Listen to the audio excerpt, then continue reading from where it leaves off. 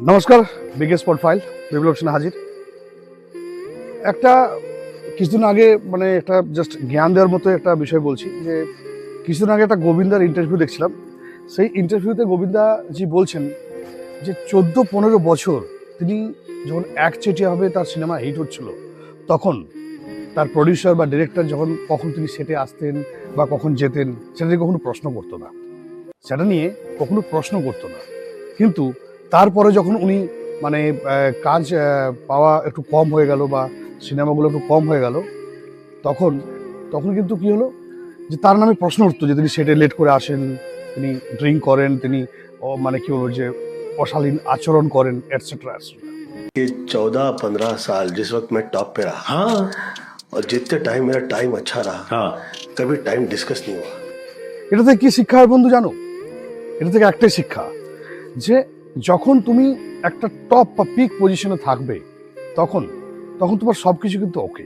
মানে তুমি যদি কাউকে একটা গালিও দাও, তোমার স্টাফকে বা তোমার কলিগকে বা তোমার বন্ধু বান্ধবকে, যখন তুমি একটা টপ পজিশনে আছো তখন সেটাও কিন্তু তার কাছে মধুর মনে হবে। বাহ, আরে ঠিক আছে ভাই, মানে মানে হাসিভাবে সব নিয়ে নেবে।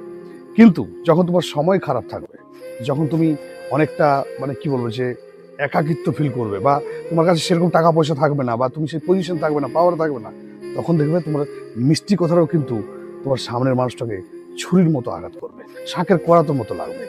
তো এটার থেকে এটা শিক্ষা যে নিজের সময়টাকে কখনো কিন্তু নামতে দিও না, নিজের সময়টাকে কখনো খারাপ করতে দিও না। হ্যাঁ ঠিক আছে, আপস অ্যান্ড ডাউনস লাইফে থাকতে পারে, কিছুদিন পুরো বন্ধু বান্ধব ফ্যামিলি সমাজ থেকে পুরোপুরি দূরে চলে যাও, পুরোপুরি মানে নিজেকে পুরো একা একা একা করে নাও, নিজেকে ইভ্যালুয়েশন করো, নিজেকে ভাবো যে আমি এই 6টা মাস, যে 6টা মাস তুমি অন্তর্ধানে চলে যাবে, সেই 6টা মাস আমি নিজেকে কীভাবে তৈরি করবো, কীভাবে প্রিপারেশন করবো, একদম আড়ালে অন্তরালে নিজেকে তৈরি করো এবং তোমার সেই সময়টাকে আবার ফিরিয়ে নিয়ে আসো।